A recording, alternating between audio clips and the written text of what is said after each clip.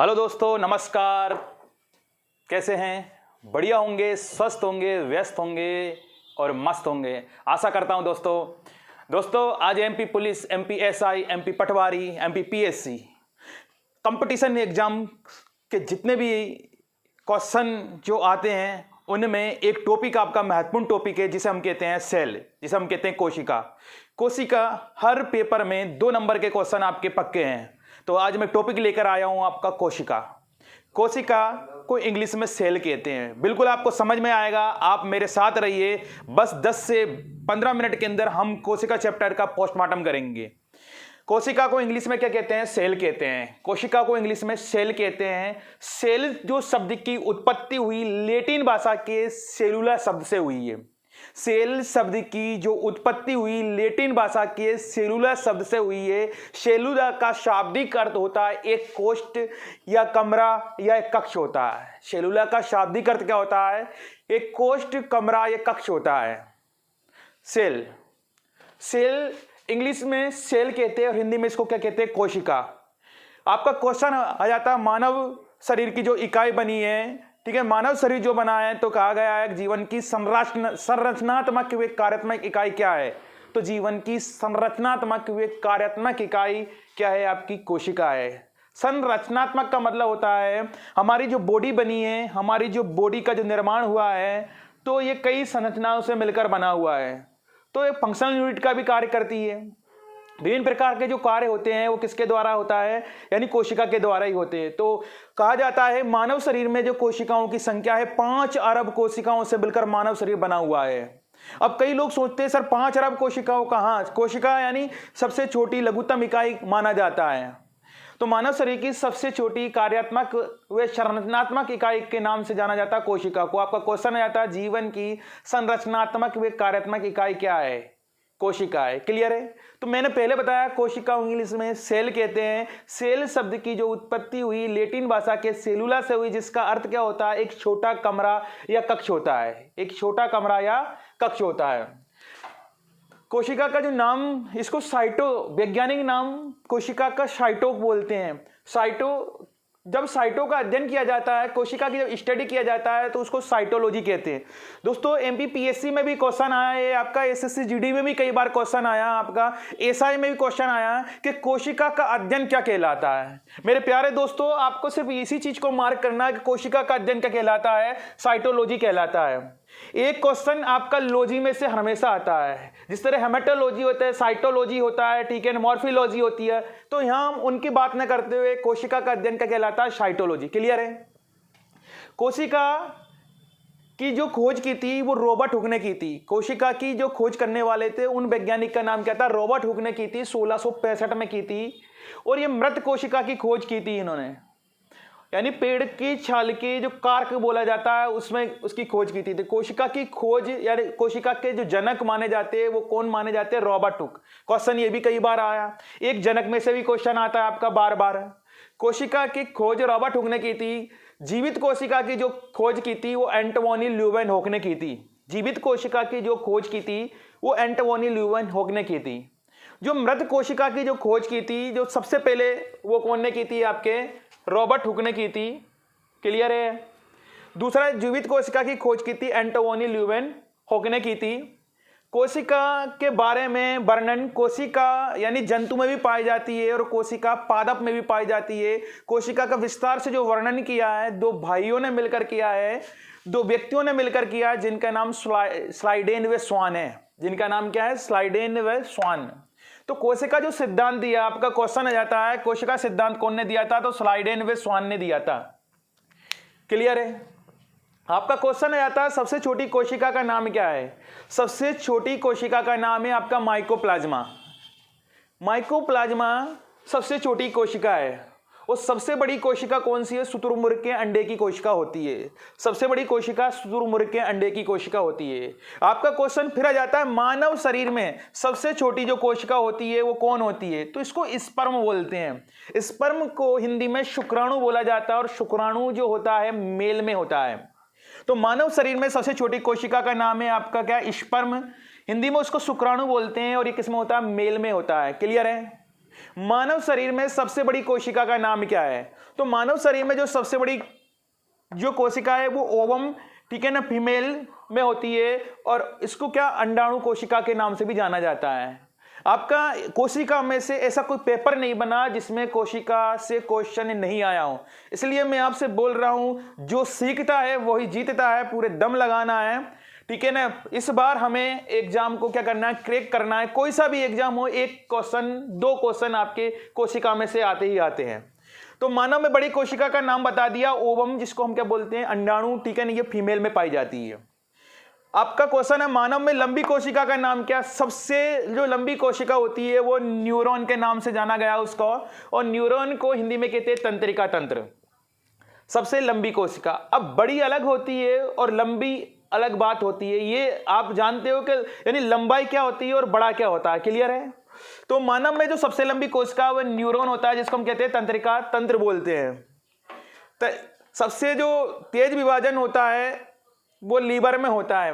मानव में जो लंबी कोशिका होती है वो न्यूरॉन में होता है, और न्यूरॉन में क्या होता है, यानी विभाजन नहीं होता है, विभाजन नहीं होता है, पुनर्नियोजित नहीं होती है। क्यों नहीं होती है? न्यूरॉन हमारे मस्तिष्क में होता है, यानी न्यूरॉन की जो बात होती है वो ब्रेन की बात होगी, वो ब्रेन में क्या नहीं होता, कोशिका विभाजन नहीं होता। इसलिए कई बार आपने देखा होगा कहीं लड़ाई हो जाती है या पुलिस पकड़ के ले जाती है, तो पुलिस वाले भी ये बोलते हैं कि डंडे खां पर मत देना, सिर में डंडे मत देना। क्यों नहीं देना? कि जो सिर की जो कोशिका है वो क्या नहीं कर पाती, ग्रोथ नहीं कर पाती, वो पुनर्नियोजन नहीं करवाती है, वो कोशिका विभाजन नहीं कर पाती है, ठीक है ना। इसलिए यानी तो ये इसमें कोशिका विभाजन नहीं होता है। पर सबसे तेज जो विभाजन होता है, आपका क्वेश्चन आ जाता है कि सबसे तेज विभाजन किस कोशिका में होता है, तो सबसे तेज विभाजन लीवर में होता है। कहा जाता है अगर लीवर को काट भी दिया जाता है तो ये यानी दोबारा यानी इसका क्या हो जाता है, यानी निर्माण हो जाता है। विभाजन का मतलब यहाँ पर तोड़ना नहीं होता है, क्लियर है। तो यहाँ सबसे तेज विभाजन किस में होता है, लीवर में होता है। आपका हर लाइन में एक क्वेश्चन है, मैं आपसे बार बार ये बोल रहा हूं, थोड़ा फोकस करना आप। कोशिका क्या होती है, जिस तरह को ये क्या शरीर की फंक्शनल व कार्यात्मक यूनिट के नाम से इसको जाना जाता है, ठीक है ना, यानी संरचनात्मक व कार्यात्मक यूनिट। जिस तरह ये कोशिका है, कोशिका से क्या बनते हैं, ऊतक बनते हैं, ऊतक से अंग का निर्माण होता है, और अंग से यानी शरीर का निर्माण होता है। यानी सेल से किसका निर्माण होता है, टिश्यूज का, टिश्यूज से ऑर्गन, और ऑर्गन से क्या, बॉडी, क्लियर है। इसी तरह हमारी कोशिका है, जिस तरह हम एक मकान बनाते हैं तो पहले ईंट की जरूरत होती है, फिर दीवार बनती है, फिर कमरा बनता है और एक मकान बनता है, क्लियर है। आपका क्वेश्चन आता है कोशिका कितने प्रकार की होती है, तो कोशिका दो प्रकार की होती है, प्रोकैरियोटिक कोशिका और यूकैरियोटिक कोशिका। ये टॉपिक मैं आपके दूसरे पार्ट में लूंगा यहाँ पर, ठीक है। प्रोकैरियोटिक कोशिका क्या होती है और यूकैरियोटिक कोशिका क्या होती है, क्लियर है। तो ये हमारा दूसरा पार्ट कहलाएगा प्रोकैरियोटिक और यूकैरियोटिक वाला। अब मैं बात कर लेता हूं कोशिका की संरचना। संरचना का मतलब किसी भी चीज की रूपरेखा का निर्माण करना ही क्या कहलाता है, संरचना कहलाता है। जिस तरह हमारी बॉडी की संरचना, ठीक है ना, किस तरीके से यानी कितने ऑर्गन से मिलकर बनी होता है, हमारा बॉडी यानी कितने ऑर्गन से मिलकर बना है, ठीक है ना, वो क्या कहलाती है, संरचना।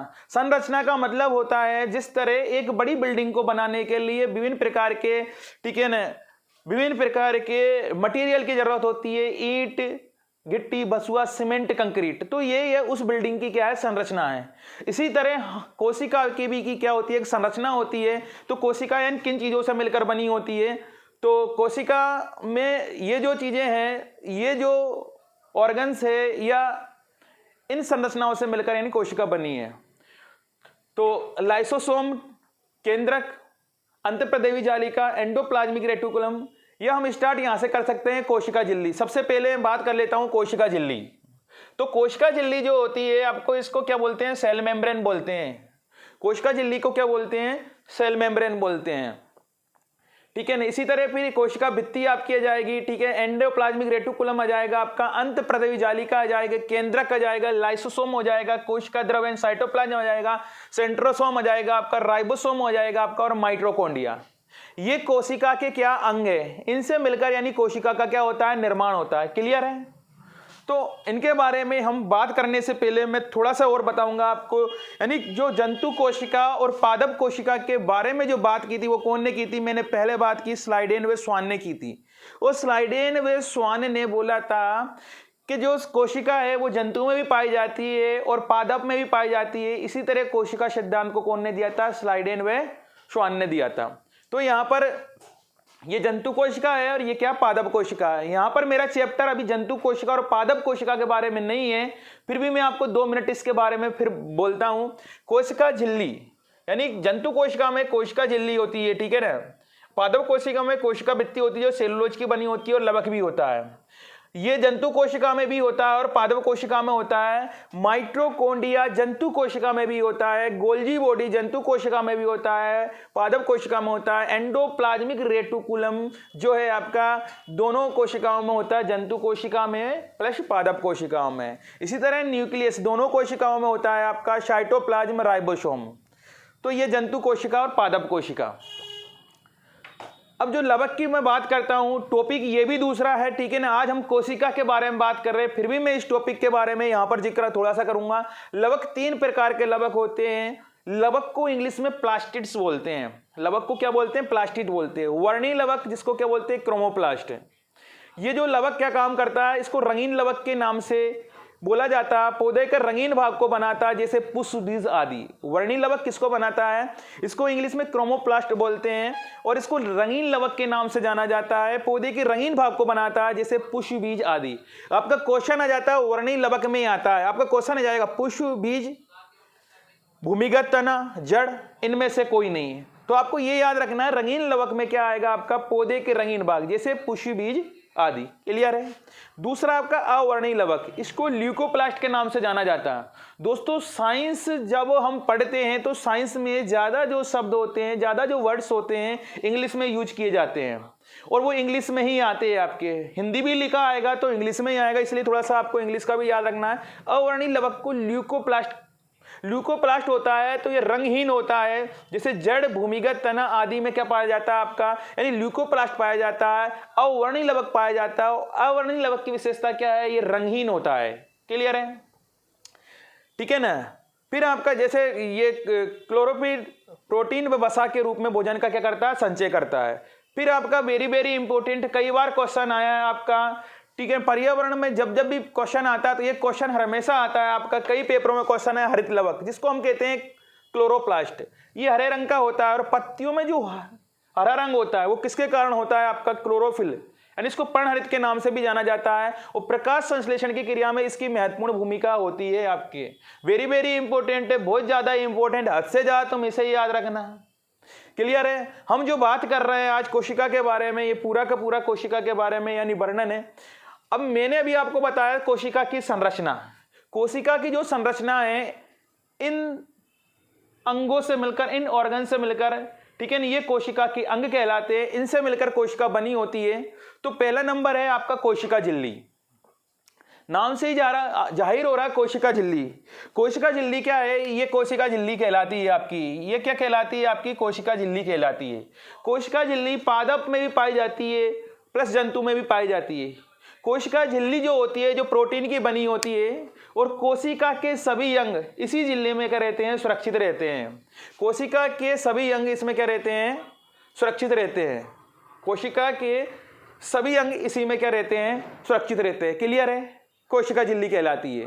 तो कोशिका झिल्ली आपको ये याद रखना, पादप में भी पाई जाती है और कहाँ पाई जाती है? जंतु में भी पाई जाती है आपके।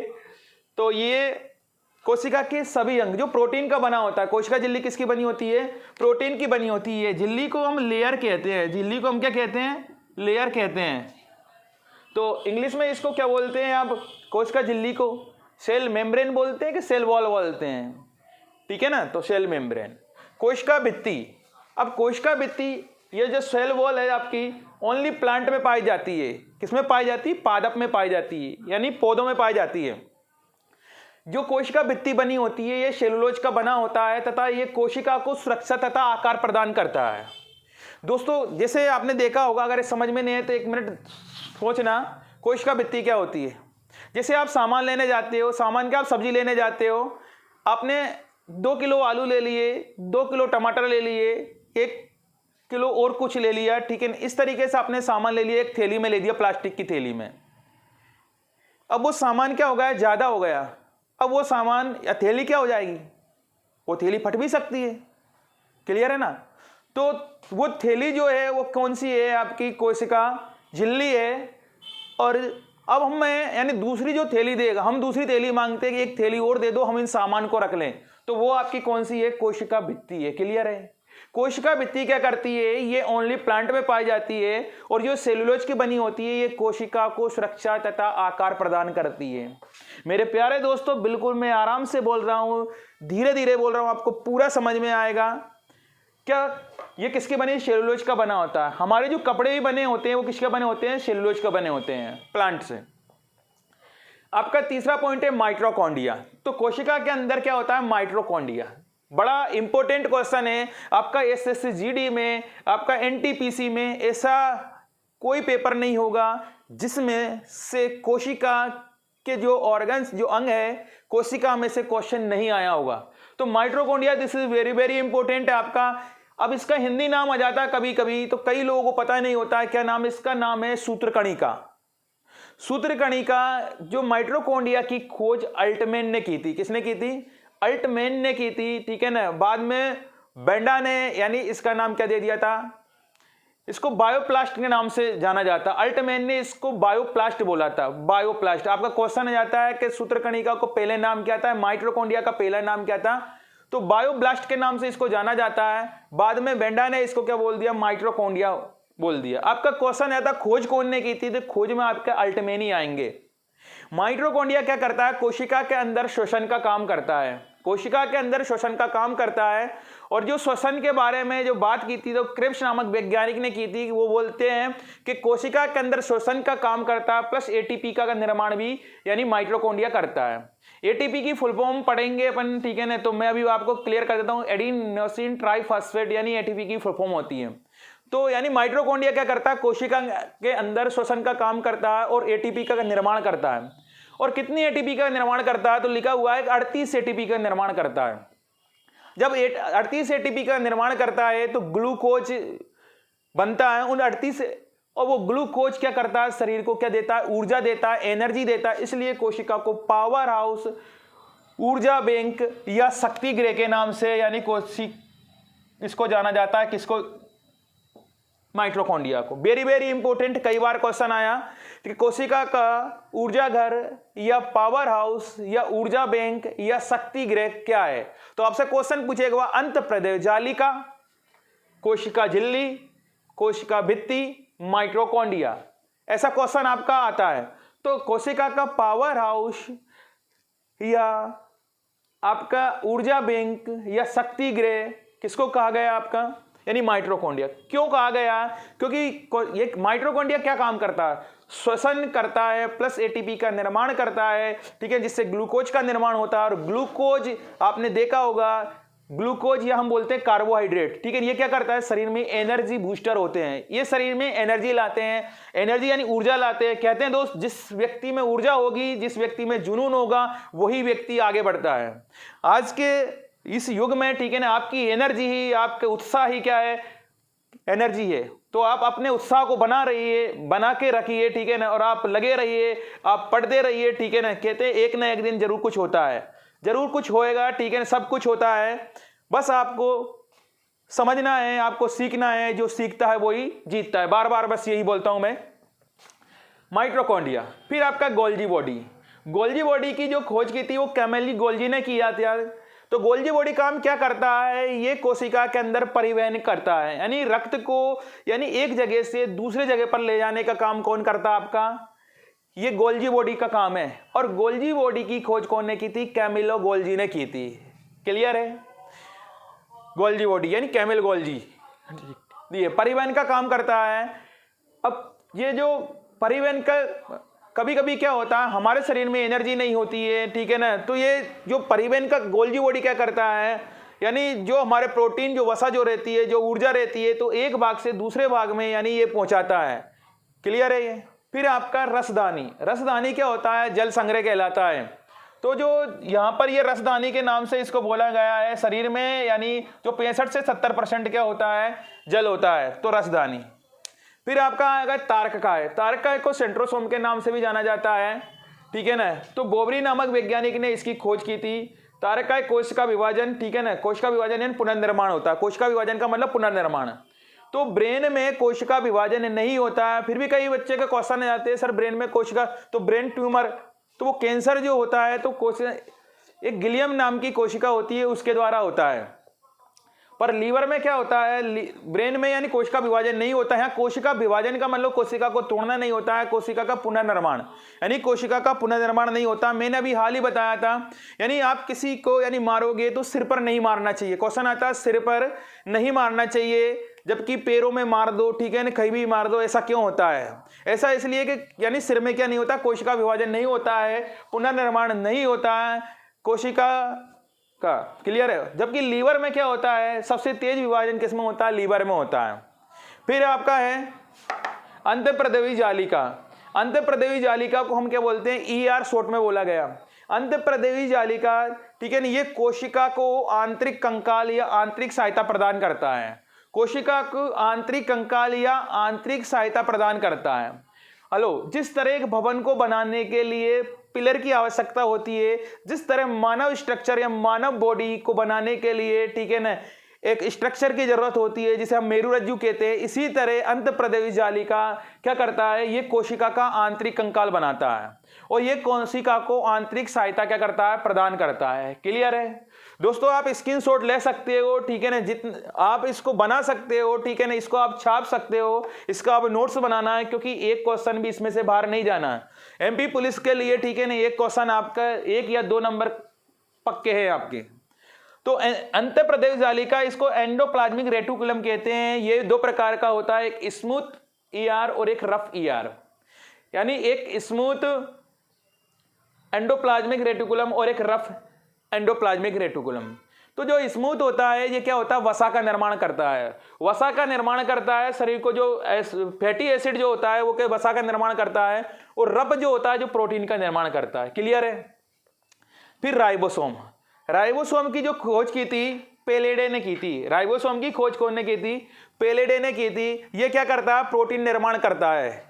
राइबोसोम अब प्रोटीन निर्माण करता है कोशिका के लिए, यानी प्रोटीन का क्या करता है, निर्माण करता है।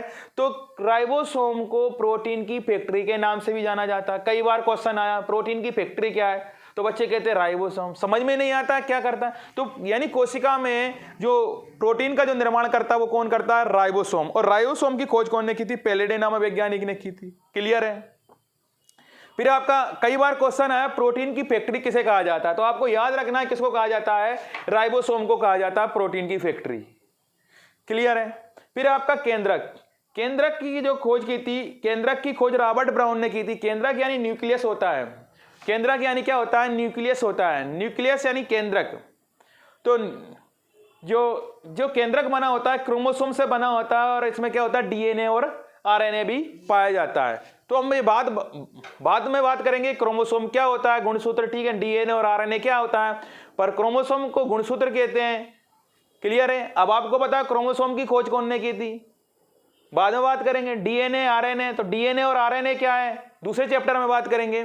अब बात कर लेते हैं हम लाइसोसोम। वेरी वेरी इंपॉर्टेंट है। लाइसोसोम की खोज डी डुवे ने की थी। लाइसोसोम क्या होता है, यहाँ पर पीला क्षारीय द्रव जो होता है इसको क्या कहते हैं, हम लाइसोसोम बोलते हैं। पूरी कोशिका के अंदर जो गाढ़ा जो द्रव होता है, जो पीला जो होता है, उसको हम क्या कहते हैं, आपका लाइसोसोम कहते हैं। ठीक है? और लाइसोसोम क्या करता है, लाइसोसोम की जो खोज की थी डी डुवे ने की थी, जल अपघटक एंजाइम कहलाता है। लाइसोसोम जल अपघटक एंजाइम कहलाता है, या कोशिकीय पाचन करता है। कोशिकीय पाचन करता है, यानी समस्त प्रकार के जो एंजाइम होते हैं उनको तोड़ने का कार्य करता है। लाइसोसोम की खोज कौन ने की थी, डी डुवे ने की थी। एक कोशिकीय पाचन करता है, सभी एंजाइमों को तोड़ने का कार्य करता है, इसलिए इसको सुसाइड बैग या आत्महत्या की थैली कहते हैं। कोई भी कोशिका के जो अंग अगर, ठीक है ना, लाइसोसोम ये बोलेगा कि भाई इधर आओ, अगर वो नहीं आएगा तो लाइसोसोम उसको क्या करेगा, तोड़ेगा, या लाइसोसोम क्या कर देता है, खुद ही क्या हो जाता है, फट जाता है। तो इसको एटम बम के नाम से भी जाना जाता है। कई बार क्वेश्चन आया था कोशिका का एटम बम किसको कहा जाता है, कोशिका का एटम बम कौन का, या सुसाइड वेग किसको कहा जाता है, या आत्महत्या की थैली कौन है। बार बार क्वेश्चन आया आत्महत्या की थैली क्या है, तो आपको याद रखना है लाइसोसोम। आपका क्वेश्चन आता है लाइसोसोम की खोज कौन ने की थी, डी डुवे ने की थी। तो कोशिकीय पाचन, आरबीसी में लाइसोसोम नहीं पाया जाता है। रेड ब्लड सेल्स जो होती है मानव में दो प्रकार की सेल्स जो होती है, हम आरबीसी बोलते हैं और डब्ल्यूबीसी बोलते हैं। तो आरबीसी में यानी लाइसोसोम नहीं पाया जाता है, तो कहाँ पर पाया जाता है? ये स्प्लीन, पिलियन, तिल्ली में ये पाया जाता है। फिर आपका दूसरा है जीव द्रव यानी प्रोटोप्लाज्म। तो 80% ये क्या है? जल है इसमें। जो जीव द्रव प्रोटोप्लाज्म, ठीक है ना, ये दो चीजों से मिलकर बना होता है, एक साइटोप्लाज्म और न्यूक्लियोप्लाज्म। ये कोशिका का 80% जल का कार्य करता है। तो ये जो आज मैंने बात की कोशिका के बारे में, फ्रेंड्स आपको समझ में आया होगा। मैं आपसे बस इतना ही बोलना चाहूँगा कि कोशिका एक ऐसा चैप्टर है, सेल एक ऐसा चैप्टर है जिसमें से एक क्वेश्चन आपका आना ही है। आप स्क्रीनशॉट लीजिए, आप इसका, ठीक है ना, नोट्स बनाइए और आप इसको 1-2 बार और पढ़िए। हमने बिल्कुल सरल तरीके से पढ़े। मैं 2 मिनट में आपका रिपीटेशन और कर देता हूं कि कोशिका, ठीक है, कोशिका को इंग्लिश में क्या कहते हैं? सेल कहते हैं। सेल जो शब्द की उत्पत्ति हुई लैटिन भाषा के सेलुलर शब्द से हुई, जिसका अर्थ क्या होता है? कोष्ठ या क्या होता है? कमरा होता है। क्लियर है?